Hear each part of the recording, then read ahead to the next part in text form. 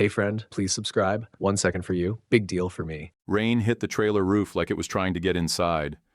It was one of those cold, wet Thursdays in November where everything felt heavier. I had just gotten Debbie's grilled cheese on the pan when my phone buzzed. Randall. Shift swap stuck. Need you in by 5 instead of 7. 2 hours early. 2 hours I didn't have. I stared at the message like it might rewrite itself. I was already tired, and this was the kind of curveball that could wreck a whole week. I was 26, working transport over at Riverside Rehab, trying to hold it down in Lot 17 at Cedarview Trailer Park with my 5-year-old daughter, Debbie. That night, I was out of options before I even started. Real quick before we dive in, drop your city or country in the comments. I love seeing where you all are. Okay, here's the story. First thing I did was call Warren next door. Old Vietnam medic, steady as they come. If anybody could help, it was him. He opened the door, already zipping up a duffel. "Wish I could, kid," he said, his hand firm and warm on my shoulder. "But I gotta be in Roanoke tonight. VA called about my brother." He paused. "I owe your dad, you know. In the winter of 1998, his truck hit black ice by Little Snake. I pulled him out. Man was half frozen. That story always hits different. Still does." I ran down my mental list. Shauna and Leo in Lot 15, both on late shifts. Debbie's aftercare teacher? Sick, according to her voicemail. My cousin over in Red Bluff? Sorry, can't do it. Got my hands full. Even that teenager who feeds the stray cats down by the laundromat didn't answer. Every door I knocked slammed shut. And there was Debbie, standing at the hallway edge with her plastic stethoscope slung around her neck, Dora the Explorer backpack already on. She looked up at me with those big brown eyes. "Daddy, I can be quiet. Dr. Debbie promises." She said it like it was a binding contract. I crouched to her level. My head was spinning. Preston Pritchard, the department head, was already on edge about policy violations. One wrong step and I was toast. But what was I going to do? Leave a 5-year-old alone in a trailer during a storm? I shoved a granola bar in her backpack, slid a full water bottle next to it, grabbed her fleece and made the call. I looked her in the eye. "You sit at the nurse's station. You color. You don't move. You hear me?" "I hear you," she said, nodding serious. "Aye, Dad." We hustled through the rain, puddles slapping under our sneakers, and jumped into the Corolla. The defrost wheezed out lukewarm air while we rolled past Warren's porch. He blinked his porch light twice, his silent little, "You got this." Halfway to Riverside, Debbie started singing that ridiculous song we made up when she was 2. The one about pancakes, princess bandages, and Daddy's squeaky shoes. I sang the low part like I always do. I swear, my chest unclenched just a little. At the staff lot, I tucked her into the swivel chair behind the nurse's desk, set her up with crayons, coloring paper, and her little cocoa thermos. Then I found Randall and told him the truth. He looked at Debbie, then back at me, and grimaced. "I'll run interference if Pritchard starts prowling. Just watch the cameras near 2B. He likes to lurk." "I owe you," I said, real quiet. He smirked. "You already do. You pulled my double last Christmas Eve, remember?" I kissed Debbie's head and grabbed my gurney. Told myself I wasn't being reckless. I was being a dad. Socks squelching, I clocked in, wrote my initials on the bedboard, and took a call from imaging. Transfer from MRI coming up to 3C. All while keeping half an ear tuned to Debbie's humming and the buzz of the nurse station. One wrong footstep, and Preston would be on me like rust on a brake line. Randall slid a bundle of scrubs across the counter. "Get dry," he muttered. Preston's in his office doing a clipboard census. I ducked into the locker room, changed fast, and hit the floor again. Rehab was its usual mix. Too warm, too bright, and always carrying that weird blend of lemon cleaner, plastic tubing, and break room coffee that had been sitting since morning shift. It's not glamorous work, but it's clean lines. Move people, roll linen, stay moving. You don't have time to overthink if you stay on wheels. I got the MRI transfer upstairs, swung back to swap out a bariatric slider in 2A, and hit the linen cart on my way back around. That's my groove. Simple, hands and wheels. But the heavy story on the unit was down in 2D. Trevor Maddox, 30, bad wreck back in April. Came in from St. Mary's after a 3-week ICU stint. No major brain bleed, but still hadn't woken up. Long-haul rehab case. The kind that makes families stop breathing every time a monitor beeps. Everyone knew the broad strokes. Family was old money. Maddox Hardware, 3 counties deep.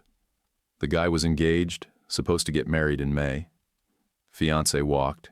Best man disappeared. Sometimes the coma's not the only thing you gotta recover from. I was rolling a bundle of fresh sheets past 2D when I heard a woman's voice, polite but steady.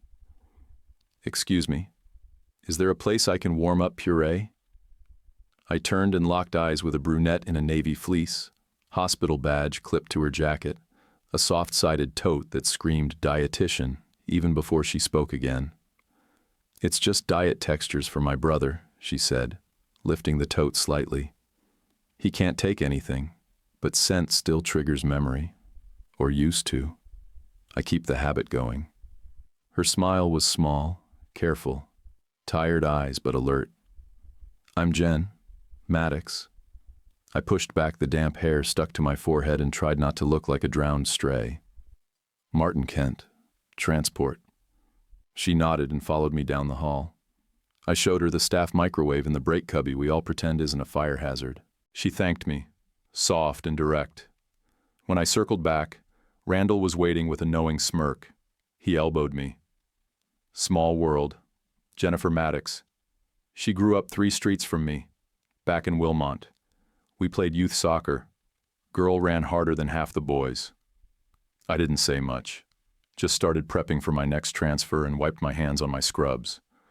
I wasn't looking to get noticed by anyone with a last name like Maddox. Back at the station, Debbie had moved on to her spine coloring project and was telling Randall, "The vertebrae are like tiny marshmallows in a stack, but not the kind you eat, the kind that hold you up." Randall gave her a salute. "Dr. Debbie has spoken. We stand corrected." Overhead, the intercom buzzed with Preston's voice, smooth, calm, and always one notch too pleased with itself. "Team, double-check quiet hours. Let's limit non-essential foot traffic around sensitive wings." That was code. Preston never said things straight if he could make it sound like protocol. Translation: "I'm watching." I stayed near the nurse station, stacking my rounds tight to the desk radius. Just enough that I could check the cameras with a glance and be back before anyone knew I'd moved. I wasn't here to prove anything. I just needed to survive the shift without setting off alarms. From where I stood, I could see the top of Debbie's head, brown hair clipped up with the pink barrette she picked herself. Her crayon box was spread like a rainbow war zone across the desk. Every few minutes, she'd ask Hazel the RN something like, "How many bones in a foot?" Or, "Do intestines get tangled?" And Hazel, bless her, actually answered. I told myself again, in, out, no waves. Randall was covering me, Debbie was sitting tight, and if we could make it to 10 o'clock without Preston breathing down my neck, I could call it a win. I wasn't proud of bending the rule, but I wasn't sorry either. There's rules that protect, and there's rules that prevent. That night, I picked the first kind and drew my line right there. The next hour hit like a wave. Rehab floors always hum, but that night they roared. A fall alarm blared from 3B, and I ran with Hazel to catch a half-paralyzed man before he slid from bed. We braced, lifted, turned, checked the pads, and reset his monitor. My arms burned, my scrubs stuck to me, and through it all, something in the back of my head whispered wrong. Not loud, just the kind of quiet that makes your spine itch. Too still near the desk, too still where my kid should be. I finished the reposition, stripped my gloves, and jogged the hallway back toward 2D. The desk chair sat empty, paper scattered, crayons rolled to the edge. No pink backpack, no little voice. That silence slammed into me harder than any alarm. I checked the alcove first. Empty. The staff bathroom door, locked. My chest went tight, breathing shallow. Then I heard it, soft, far down the hall. A tune I knew better than my own heartbeat. That dumb pancake and bandages song.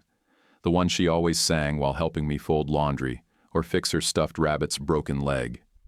It floated from halfway down 2D, light and slow, like a lullaby played backward. I followed it, heart punching through ribs, shoes squeaking against the waxed floor. Trevor Maddox's door was cracked open. Light from the vitals monitor glowed pale green on the walls. Debbie stood by his bed, her tiny hand resting on the rail, singing like it was the most normal thing in the world. Her voice was steady, soft, clear. "Debbie," I hissed, stepping inside fast, already reaching to grab her. Then I froze. The monitor blinked, respirations twitched. Another beat, then a sharp inhale hissed through the cannula. The waveform climbed again. I stared, not trusting what I saw. Trevor's chest rose once, then again. His fingers jerked. His eyelids fluttered open, slow, heavy, unfocused, like a man fighting through mud. Then both eyes cracked wide, locking right on my 5-year-old. Debbie stopped singing mid-word. He moved his mouth, dry and shaky. "Where am I?" The words came rough as sandpaper, but they were words. Debbie gasped and clutched her stethoscope like it was real. "Sir, you're at Riverside. I'm Dr. Debbie." My hand hit the call bell so hard it probably cracked the casing. "Room 2D," I shouted, hitting the rail alarm for backup. Within seconds, feet pounded the hall. Hazel and Randall were first in, then 2 more nurses, then Preston. The whole room filled, scrubs brushing, monitors chirping, gloves snapping. Controlled chaos. Hazel's voice was firm. "Mr. Maddox, can you squeeze my hand?" He did. Weak, but definite. Randall leaned close, checking pupils. "Sir, can you tell us your name?" Trevor's eyes tracked him, then slid past, to Debbie. "That's Song," he rasped, chest trembling. "I know it." Hazel blinked. "You know the song?" He nodded, shallow. "My sister used to sing that one. Pancakes. When we were kids." Debbie's lip trembled, unsure if she was in trouble or had just saved someone's life. Then Preston swept in, tablet in hand like it was scripture. His shoes barely made a sound. He scanned the scene, saw the kid, saw me, and that sharp, cold look locked in. "What's happening here?" His tone wasn't shock, it was warning. Hazel looked up from her charting. Spontaneous respiration increase, spontaneous speech, purposeful movement. "He's awake, Preston." He came out of it. Trevor coughed, rough but real. She sang. I swallowed. Couldn't before. It pulled me up. The room went quiet except for the monitor's beep. Preston's face didn't move. "Auditory stimulation is part of our coma protocol," he said evenly, eyes cutting at me like a blade. "Patients respond to familiar sounds. It's well documented." He wasn't lying. He just wasn't telling the truth that mattered. Randall looked from him to me and back again, jaw tight. Nobody said anything else. We all knew if Preston framed the story his way, that'd be the version written down. Hazel checked the IV flow and whispered, "Vitals stable." Then she looked at Debbie and smiled small. "You did good, sweetheart." Preston's glare shut her up fast. I crouched beside Debbie, heart still thundering. "You scared me half to death," I said, low but firm. She blinked, eyes wet, voice small. "But he woke up, Daddy." I pulled her into my chest right there on the hospital floor, chaos around us, and felt her little heart banging against mine. I didn't even care that half the staff was watching. Randall leaned close and murmured, "You better get her out before Preston decides this is a disciplinary scene." I nodded, scooped Debbie up, and backed toward the hall. Preston started tapping notes on his tablet, every keystroke sounding like a nail. Out in the corridor, I found a quiet corner near the linen closet. Debbie's face was pale, her hands shaking just a little. "Hey," I said, brushing her hair back. "You okay?" She nodded, sniffling once. "He looked so sad, Daddy. I just wanted to sing." I swallowed hard. "Next time, you tell me first, okay? You can't just walk into a patient's room, that's not safe." She whispered, but I knew he needed it. And honestly, maybe she was right. We waited while the nurses stabilized Trevor and wheeled in new monitoring equipment. I could hear Preston's voice through the glass, clipped and controlled, dictating orders, already shifting the narrative into policy language. Randall stepped out a few minutes later, sweat on his forehead. He met my eyes and gave a small nod. He's responsive, knows his name, the year, asked for his sister. He looked down at Debbie and cracked a smile. "You got some kind of magic, kiddo." Preston followed seconds behind, all business. "Mr. Kent," he said, voice calm but sharp. "My office. Now." I braced myself for it. Not here, not in front of Debbie. "Can it wait?" I asked, steady. "She needs to get home." He paused long enough to make the silence sting. 5 minutes. Then we'll discuss how policy applies to this situation. That word, situation, made my stomach turn. Randall mouthed, "I'll cover you." I nodded once and walked Debbie toward the staff lounge, tucked her behind the curtain by the vending machines. "Stay right here. Don't move. I mean it." She hugged me tight. "Did I do bad, Daddy?" I bent to her level and kissed her forehead. "No, baby. You did something good. But grown-ups are weird about rules, okay? So let Daddy talk to them. Then we'll go home." She nodded slow, eyes big. "Okay. But tell them he woke up because of the song." "I'll tell them," I promised. I turned toward Preston's office, heartbeat still rattling, knowing full well what kind of fire I was walking into. Preston didn't make me wait long. 20 minutes after I tucked Debbie behind that vending curtain, his office door clicked shut behind us. Soft, precise, the way he liked everything. He sat straight, hands folded, shirt cuffs sharp enough to cut paper. He didn't look tired. He looked rehearsed. "Mr. Kent," he started, voice even and polished, "you breached policy. You brought a minor into a clinical environment, exposed patient privacy, created liability exposure, and compromised institutional safety standards. Good intent does not protect institutions." He always talked like that, like he was addressing a courtroom instead of a hallway worker. I said it plain. I didn't have a sitter. It was a storm. She sat at the station the whole time. She didn't cause trouble. I own it. He watched me for a beat too long, like he was waiting for a crack to show. "Intent is not impact, Mr. Kent. You understand that?" "I understand," I said, jaw tight. "Won't happen again." He nodded once, already done with me. "We're ending your assignment effective immediately. Human Resources will process final pay by Friday." That was it. No write-up, no warning, just a clean slice. I sat there, staring past him at the framed diploma on his wall.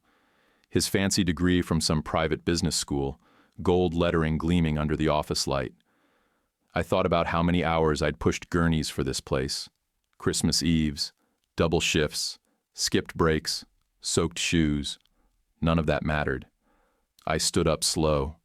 He extended his hand like we were closing a deal. I shook it because my dad raised me old school. Shake a man's hand, even when he's cutting you loose. Then I left before my face gave away what I was feeling. Randall was by the ice machine, leaning against the wall with 2 cups of stale coffee. He saw me coming, didn't need to ask. "He canned you," he said flat. "Yeah," I answered, "effective immediately." Randall let out a low whistle and handed me one of the coffees. "Man, I'm sorry. I'll talk to Jen." I frowned. "No, don't drag her into this." He shook his head. "Not like that. She deserves to know what really woke him up. Preston's already polishing his version, and it's going to leave both of you out of it. Truth needs to live somewhere besides that hallway." I didn't argue. There wasn't any fight left in me right then. I went to get Debbie. She was sitting where I'd left her, feet swinging, stethoscope in her lap, cocoa long gone cold. "We going home?" she asked, voice small. "Yeah, baby," I said, picking her up. "We're going home." Rain came down hard as we crossed the parking lot, the kind that soaks you before you even reach the car. I buckled her in, turned the key, and just sat for a second, headlights blurring through the water. She fell asleep before we hit the main road, little snores against the seatbelt strap. I drove slow, wipers thumping like a heartbeat, the weight of the day sitting on my shoulders. When I turned into Cedar View, Warren's porch light was on again. Steady this time, not blinking. The man never slept early. He probably already knew something was off. I carried Debbie inside, laid her on the couch still wearing her fleece, then went next door. Warren answered before I even knocked. "Figured you'd show," he said, stepping back to let me in. "Coffee's hot." We sat at his small kitchen table. He poured instant coffee into 2 cracked mugs, slid one my way, and waited. The rain thudded against the window like it had opinions. I told him everything, start to finish. No excuses, no polish. Just the truth. He didn't interrupt, didn't even blink much, just rubbed the groove on his wedding band, the one he still wore 15 years after his wife passed. When I finished, he nodded once, slow. "Sometimes men do the right thing and it still costs," he said. "Doesn't mean you stop." I stared into the coffee, steam curling up like smoke. "Feels like a dumb way to go out." He half smiled. "You went out standing up. That counts." He got up, disappeared into his small back room, and came back holding 2 things, a folded $20 bill and a tiny white lab coat, the kind you'd find in a thrift store toy bin. "Found this last month," he said, setting it down. "Felt like it had a homecoming. And the 20s 'cause you're too proud to ask, but gas don't pay itself." I looked at the coat. Tiny front pocket, fake stitched badge that said Junior Scientist. My throat tightened. "I can't take your money, Warren."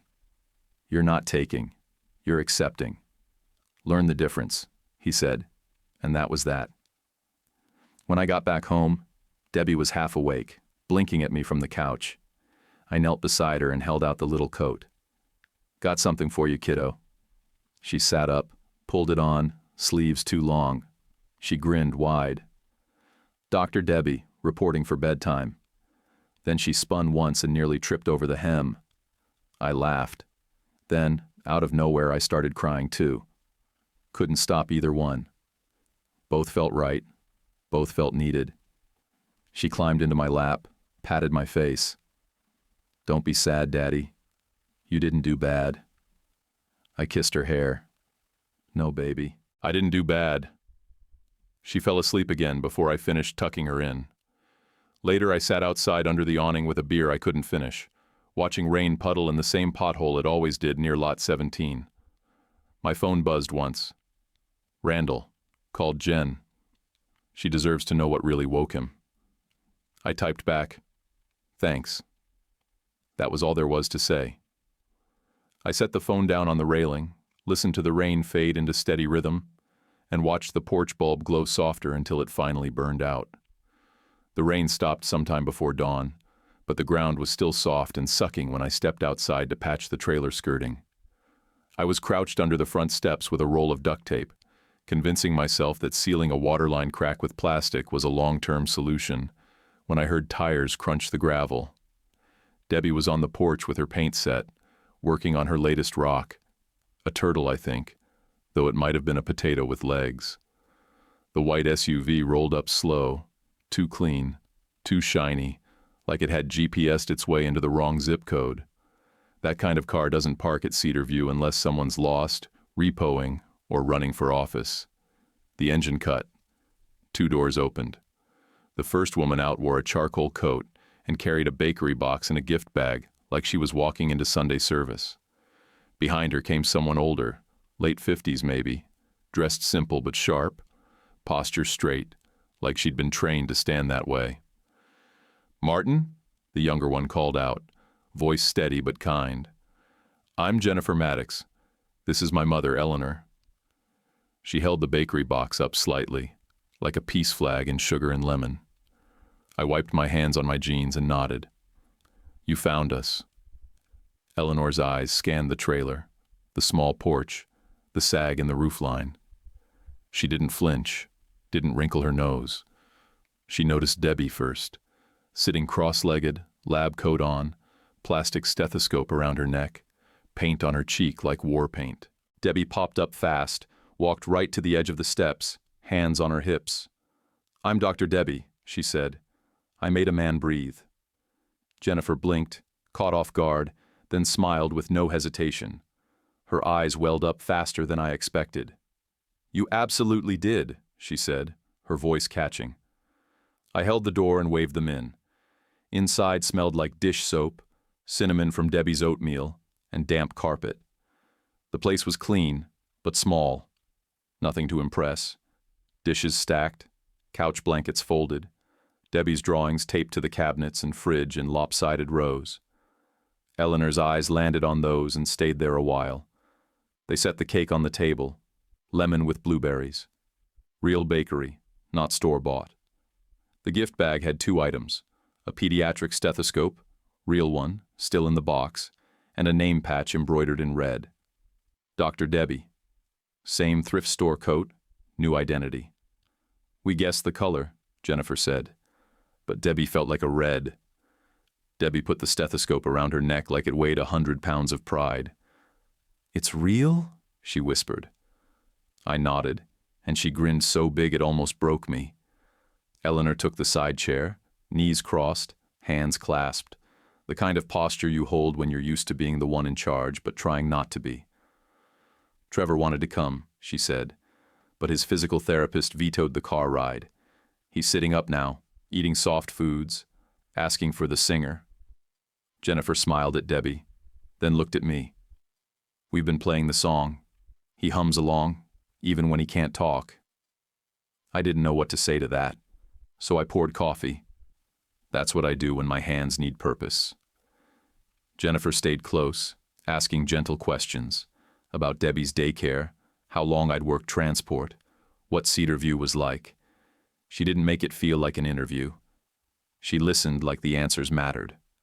I answered honestly, told her about late shifts, duct-tape tires, how we keep extra space heaters in the winter because the trailer furnace coughs more than it heats. She didn't pity me, just nodded like she understood it was survival, not a sob story. Eleanor reached into her purse and pulled out an envelope, slid it across the table. "This is not cash," she said, voice calm but firm. "It's a letter, a recommendation. If you choose, you can take it to Oak Ridge Rehab in Millers Creek. I sit on the foundation board there. You will not be embarrassed using it." I nodded, unsure what to say. My pride tried to argue, but it shut up for once.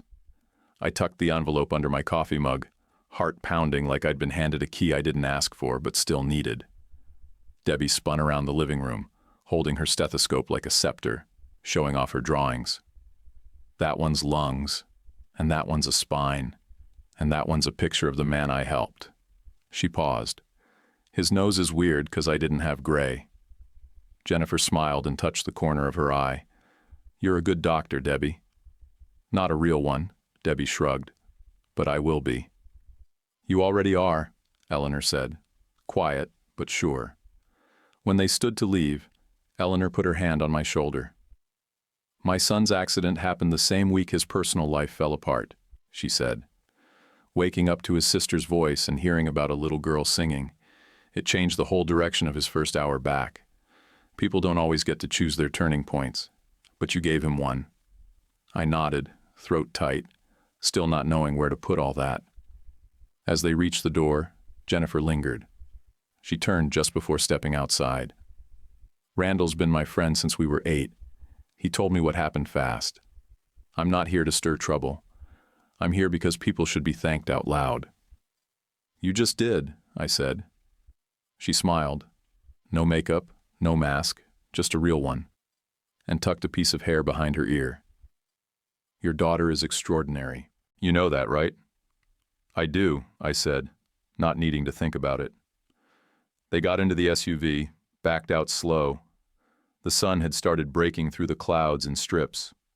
My trailer didn't look any different, but it felt bigger. I waited a full minute before I opened the envelope. Inside was a typed letter with the Oak Ridge header. Clean language, no fluff. To whom it may concern, Martin Kent demonstrated professionalism, situational awareness, and calm judgment in the face of institutional inflexibility. I would be proud to have him on any medical floor I oversee or support. It was signed in blue ink, with Eleanor Maddox's name and title underneath.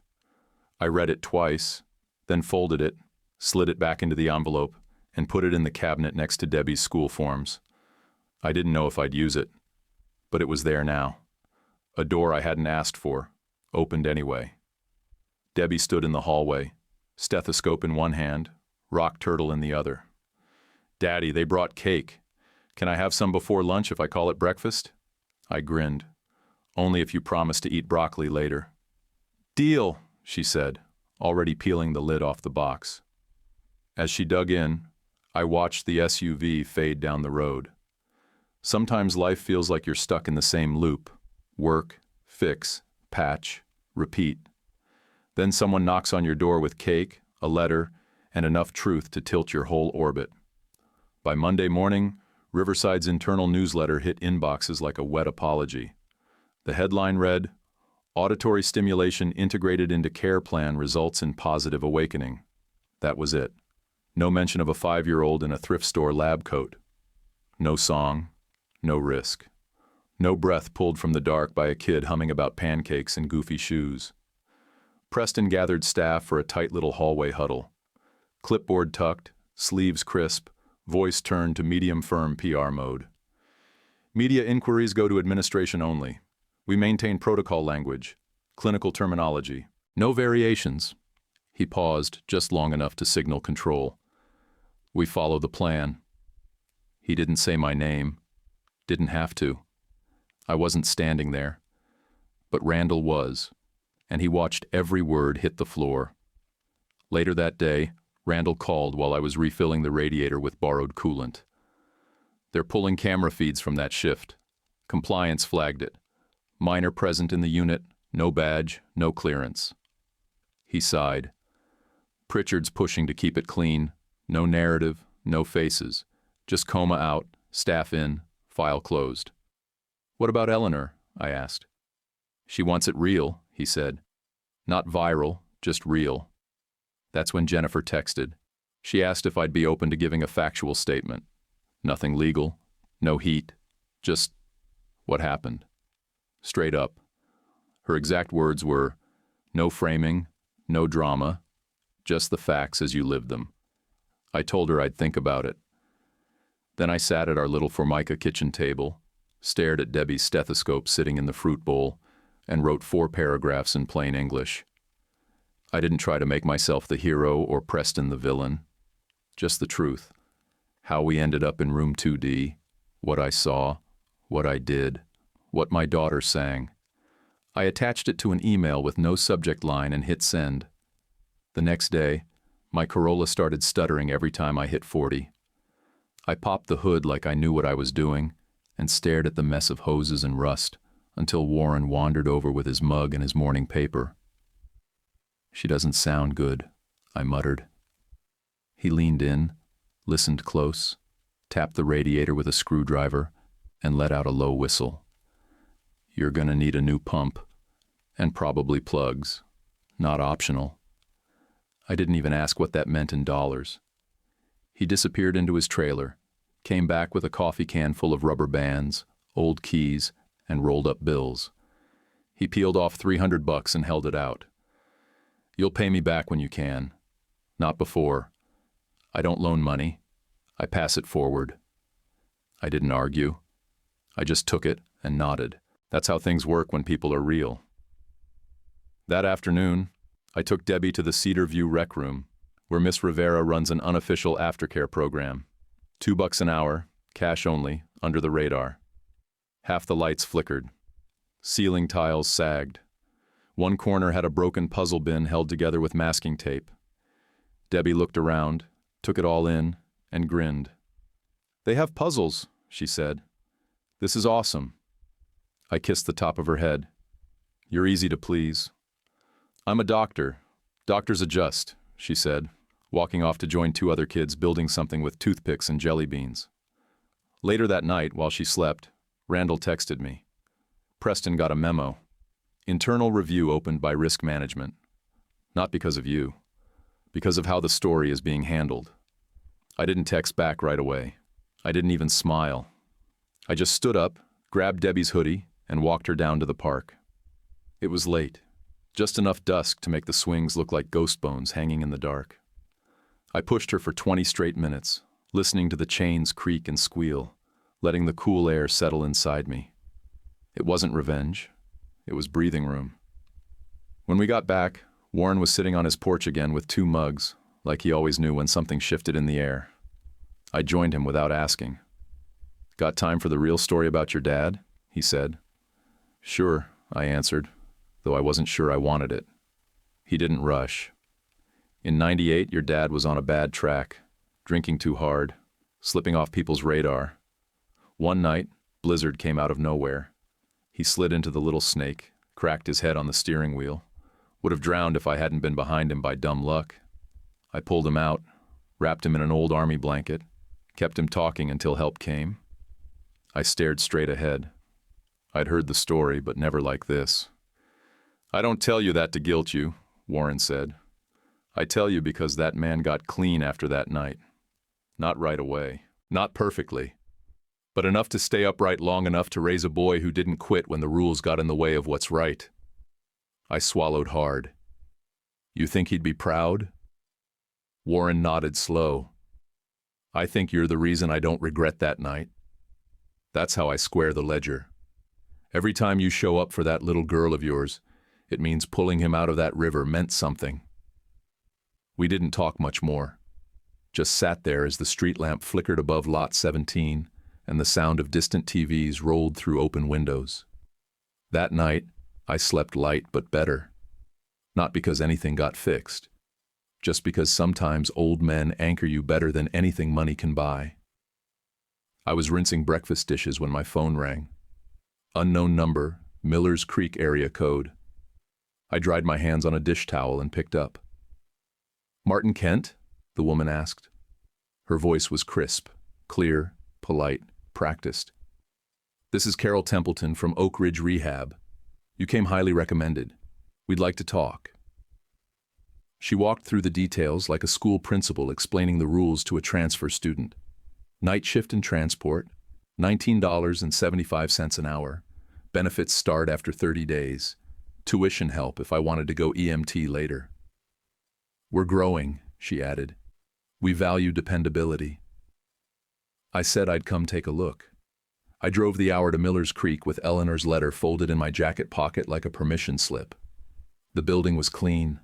New floors, bigger elevators, fresher paint. The staff was polite, all smiles but tired. Same weight behind the eyes. That place ran smooth. I could see myself pushing gurneys there, maybe even settling into something longer term. I shook hands, toured the halls, answered their questions, asked a few of my own.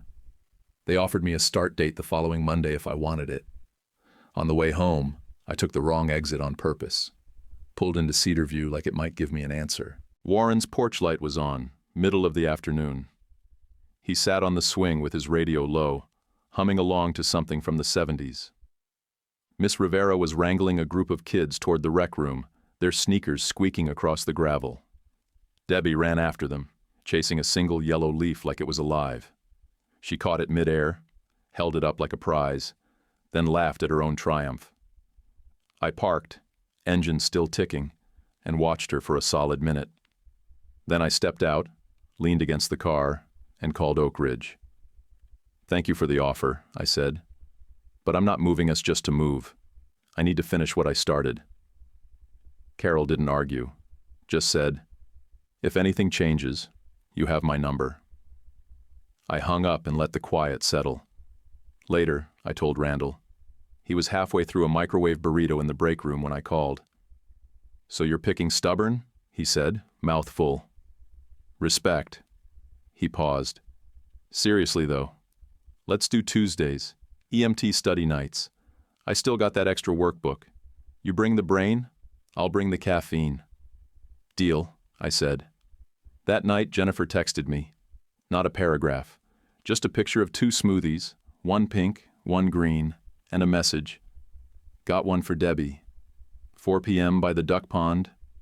I showed it to Debbie. Her face lit up like we were going to Disneyland. She didn't even ask what flavor. We got there early. Debbie ran straight for the ducks with her smoothie, like they were old friends. Jennifer sat on the bench in joggers and an oversized hoodie with Durham College, T-Maddox number 12 printed across the front. You still keep his hoodie? I asked, sitting beside her. She shrugged. He left it in my trunk 6 years ago. Never asked for it back. We didn't talk big that day. No speeches, no future plans, just small things. Debbie's favorite type of bandage, ones with glitter. My least favorite tire brand, the one that blew on I-40 back in July. Her go-to diner pie, banana cream. Randall's failed skateboarding phase. Broke his wrist trying to ollie a curb at 14, she said. Cried harder from embarrassment than pain. I laughed. Debbie thinks stickers and hugs can cure concussions. Honestly, that's not wrong, she said, smiling into her drink. At one point, Debbie walked over with a handful of breadcrumbs and handed us each a chunk like we were part of the flock. We tossed them to the water and watched ducks fight over nothing. Felt fitting. Jennifer pointed to herself. My brother first. That's the priority. I nodded. Debbie always, I said, pointing at my chest. 2 lanes, same road. She looked at me a long second. Not romantic, not flirty, just seeing me. I'm glad you didn't run from this place. I swallowed hard. I almost did. But you didn't, she said, hand squeezing my arm once before she stood to stretch. When we said goodbye, Debbie hugged her like they'd known each other a year. Jennifer ruffled her hair. You need anything, you let me know. We watched her drive off, the smoothie cups still on the bench between us. That night, Debbie fell asleep in her lab coat, face buried under her stuffed rabbit, and one sock halfway off. Her stethoscope was wrapped around her wrist like a bracelet. I pulled a blanket over her, sat down by the front door, and opened my laptop. Community college website, EMT night classes, fall term. Application asked why I wanted to enroll. I typed, because I already started the job, might as well earn the title. It didn't sound fancy, but it was true. I hit submit. Warren found me there the next morning, still in my hoodie, half-drunk coffee on the step beside me. He didn't knock, just walked up, slid a note under my cup, and tapped the paper once. It said, upward, not back. I folded it and tucked it in my wallet behind a picture of Debbie I'd printed last Christmas. That's the thing about building a life.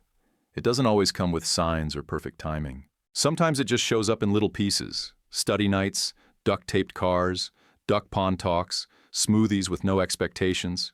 You don't always get the road you planned, but if the lane you're in holds, sometimes that's all the direction you need. Eleanor's invitation came in the form of a printed card, not a text. Cream cardstock, black lettering, no fuss. Family lunch, Saturday, casual attire, bring your daughter. It felt more like a summons than a request, but I didn't mind. Some things deserve ceremony. The drive out to their place took maybe 30 minutes, but it felt longer once the pavement ended. The gravel popped under our tires like popcorn, and the road curled through trees so tall and old it made you whisper without knowing why. We pulled up to a white house with green shutters and wide steps that looked polished by generations of boots and Sunday shoes. Debbie climbed out in her lab coat, pink sneakers, and a glitter barrette shaped like a star. She took one look at the house and said, "This looks like where queens live." "I think just one," I said. "She's inside. Be respectful." We walked up together. The porch was wide and quiet, the kind of quiet that comes with money and deep roots. Trevor sat waiting on the veranda in a manual wheelchair, thinner than I remembered, but sharper-eyed. He wore a flannel shirt with the sleeves rolled up and had a blanket draped across his knees. When Debbie spotted him, she didn't pause. She marched straight over, hands on hips. "Hi, I'm Dr. Debbie. You remember me?" Trevor smiled, wide and honest. "I owe you and that song." She saluted. "I can sing it slower if you need to nap." That got a laugh out of him. A real one. Eleanor stepped out just in time to catch it. Her hand went to her chest like she had to hold something in place. I think that laugh was the first in months. Inside, the table was set like it had muscle memory. Chicken salad, cornbread, sweet tea in glass pitchers, bowls of fresh fruit. Jennifer let us in, told Debbie where to sit, and handed her a placemat with cartoon body parts printed across it. "She can quiz us later," she said, handing me a plate. We ate with the windows open and the breeze coming in through lace curtains that probably cost more than my entire car. But nothing felt stiff. Jennifer talked about Trevor's therapy, about how he still hated oatmeal, but was managing applesauce. Debbie told him about her rock painting project, which had expanded into medical fossils. He nodded like it was the most important research of the year. Halfway through lunch, Jennifer shifted the topic without blinking. "Our family foundation is tagging a gift for Cedar View's daycare program. Miss Rivera needs lights and rugs that don't try to kill kids." She didn't say it like a favor. She said it like a decision. I swallowed hard, set my fork down. "Thank you," I said, steady and direct, just like my dad taught me. "Really?" Eleanor nodded, satisfied. "Miss Rivera's doing more good with duct tape than most folks do with grants." Word had started to leak out anyway. One of the CNAs at Riverside posted something vague online, just a cryptic sentence about music and miracles. That was enough for the local paper to sniff around. Preston, predictably, tried to steer the whole thing into neutral. "Standard of care protocols applied with excellence," he told anyone who'd listen. Jennifer rolled her eyes when I told her that part. Eleanor caught me before dessert. "Would you mind," she asked carefully, "if we told the full version at our next donor meeting? Not public, not a spotlight, just a room full of people who write checks and should understand where those checks land." I didn't even hesitate. "As long as Debbie doesn't end up on a stage or in a brochure." "Of course not," she said. "Just the truth landing where it should." Randall texted me the same day. Compliance wants my version too. I'll say it straight. Song, breath, monitors, team, no spin. That Friday, Miss Rivera handed Debbie a box during pickup. "For you, doctor," she said, smiling. Inside was a bright, illustrated picture book about the human body and a sheet of custom stickers that read, "Doc Deb," in sparkly letters. Debbie peeled one immediately and stuck it to her coat, right over her heart. Then she pulled out her toy reflex hammer, whacked my knee twice and said, "Good bounce. You pass." That was the same week I started EMT classes at the community college. First night I felt like the oldest rookie in the room. My pen didn't work. My desk wobbled. I spelled larynx wrong on the first quiz. But it felt good to be dumb at something again. Dumb, but moving. During my lunch break the next day, I texted Jennifer a picture of my chicken scratch notes on airway obstruction. She replied with a shot of Trevor eating applesauce from a spoon, holding it himself, chin steady. "Progress isn't loud," she wrote. "It just stacks." She was right. It doesn't roar. It builds. One quiz, one sticker, one breath. The audit at Riverside didn't come in loud. No alarms, no big scene. Just a clipboard crew in plain clothes, asking quiet questions in side rooms with the door mostly shut. Preston kept his suit coat on all day, even when the air got stuffy. Walked fast, talked slow, like he could outpace the scrutiny if he stayed moving. Randall caught me up after his review. He leaned on his truck, sipped gas station coffee, and shook his head. They asked who initiated the stimulation protocol. He said team modalities, like the song showed up on its own. Did they ask about Debbie? They asked who brought the minor. He said, a former employee, like the words had no weight, no face, like you were a glitch, not a person. I didn't ask for more. I already knew how that game played out. You protect the structure. You flatten the people. I didn't go near Riverside that week, but I walked Debbie to Miss Rivera's program every day. She ran across those new rugs, bright, solid squares that didn't bunch or snag, didn't trip kids mid-run. I stood there a long minute that first day, just watching her hop across them like a game. Somebody fixed something. That was enough for me. Trevor asked me to visit. Rehab garden behind St. Mary's, 2 benches under a white trellis that smelled like cut grass and antiseptic. He looked better, less pale, more weight in his voice. Still tired, still in recovery, but sharper. Everything fell apart before the crash, he said, eyes on a line of ants dragging crumbs. Fiancé cheated. Best man knew. I went numb. That truck didn't break me. I already was. He leaned back, legs tucked under a blanket. Waking up to Jen's face and hearing about some kid singing about pancakes, it cut through all the noise. Reset my scale. I nodded. I know about empty, I told him. Debbie's mom left when she was 4 months. I learned to hold a bottle and my temper at the same time. He gave a small nod, like that settled something. Then he asked, "Are you mad at Preston?" I thought about it for a beat. I'm not short on things to be mad at, I said, but I'm trying to spend it where it buys me something. He grinned. That's better than therapy. 2 days later, HR called from Riverside. The voice on the line sounded like someone reading from a script. "Mr. Kent, we'd like to offer placement on a different unit, per diem, pending review outcomes." It felt like a side door cracked open with no apology behind it. "I appreciate the call," I said, "but I'm not interested in sneaking back in. I'm building forward, not sideways." There was a pause. Then she said, "Understood." Randall texted later that night. Picture of a new badge with his name under night charge nurse. 3-month temp gig while Janice recovers. I'm still in shock. Might frame this. I told him congrats and meant it. Man earned it. That weekend, Jennifer and I took Debbie to the county fair. Dust in the air, everything fried or spinning or both. Debbie won 2 goldfish and named them Sponge and Syringe. Jennifer bought her a funnel cake the size of a steering wheel. Debbie dropped her lemonade and cried for 30 seconds, then laughed when Jennifer pretended to slip in the puddle. We ended up by the livestock barn, leaning on the fence, watching goats try to climb a barrel. I looked at Jennifer. She looked back, and we kissed like it was the most natural thing in the world. No build-up, no overthinking. It just fit. Later that night, I tucked Debbie in. Her lab coat was draped across the foot of her bed, and her toy reflex hammer was under her pillow. She blinked at me, half asleep, and whispered, "Daddy, when I'm a real doctor, can I sing to everybody?" "Probably not in surgery," I said, pulling the blanket up. "But yeah, sing anyway." She smiled and rolled over. My phone buzzed after lights out. Unknown number. I let it go to voicemail.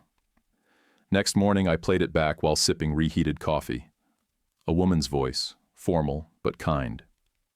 "Mr. Kent, this is Veronica Hale with the Sunfield Health Foundation. We're planning a spring benefit focused on everyday moments in care that made an impact.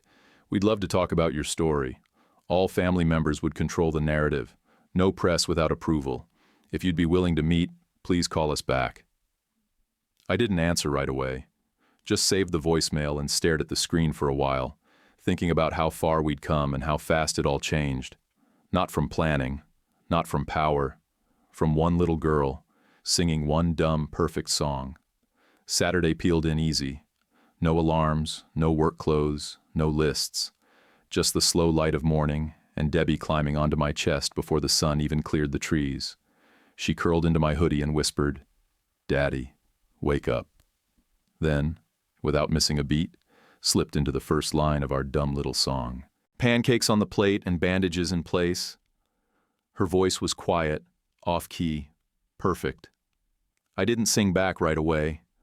I just breathed deep at the chorus the way I always do, like my lungs know to follow her rhythm. Reflex. We made pancakes together that looked like moons that had seen better days. One had ears, another looked like a question mark. Debbie insisted on syrup for both, regardless of shape. Halfway through breakfast, Warren knocked and came in with a paper bag full of screws and said, "Let's fix that door that's been sticking since May." He and Debbie tackled it together. He taught her how to hold the screwdriver steady, how to match the bit, how to lean her weight without stripping the thread. She told him, matter of fact, "You should be Dr. Warren, fixer of hinges." He stood up and bowed like she'd knighted him. I finally played the voicemail while they were on their second screw. "Mr. Kent," the voice said, "this is Veronica Hale with the Sunfield Health Foundation. We're hosting a spring benefit and would love to share a story about ordinary care becoming extraordinary. Families involved would guide the narrative. No press involvement without your say. Would you consider speaking?" I looked at Debbie in her patched-up lab coat, the Dr. Debbie name finally sewn in place after she insisted it wasn't real until it was stitched down. Warren was squinting at the stripped screw, muttering about old hinges and cheap wood. Our trailer smelled like syrup and warm dust, and I realized the place didn't feel small anymore. I stepped out onto the porch and called back, told them I'd meet to talk it through. No cameras shoved in a 5-year-old's face, no hero talk, just the truth. A kid sang a silly song, and a man followed rules that mattered more than the ones typed up in a manual. Around lunchtime, Randall texted me a screenshot of an email. Subject: status update. Body: Preston is on administrative leave pending completion of internal review. No commentary, no smiley faces, just the fact, sitting there plain. I sent back a thumbs-up emoji and a joke. Do not reply. I'm off the grid. Jennifer pulled up in her dusty sedan an hour later with 2 paper bags, groceries and a second-hand flannel she said looked less like guy who lost a fight with a dryer. Inside one of the bags was an envelope from Eleanor. Donation receipt, Cedar View Aftercare, $14,800, 2 years of lights, rugs, snacks. I read it twice. Jennifer didn't explain it, just kissed my cheek and handed me the box of cheese slices like it was nothing special. We made grilled cheese. Debbie ran her plastic stethoscope up and down my arm, declared I had low elbow pressure, and prescribed 1 sticker and a nap. Trevor FaceTimed during lunch to show off that he could now button his shirt on the first try. Slow, proud, no help. By evening, the place was quiet in that rare, golden way. Not dead quiet, just peaceful. I sat on the steps with the screen door cracked open, coffee going lukewarm beside me. The breeze ran through the leaves like someone had finally agreed on which way they should go. I wasn't chasing payback anymore. I wasn't chasing anything. I was interested in miles, in stacking progress, inch by inch. Debbie came out in her mismatched pajamas, climbed into my lap, and pressed her ear to my chest. "Your heart's good," she said, like it was a fact she'd measured. "So's yours, doctor," I answered. She nodded, satisfied, and started humming the first notes of our song again.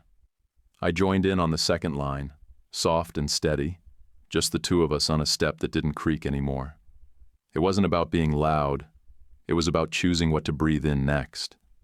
And we chose this, right here, right now. Would you break a rule to help someone if it cost you everything?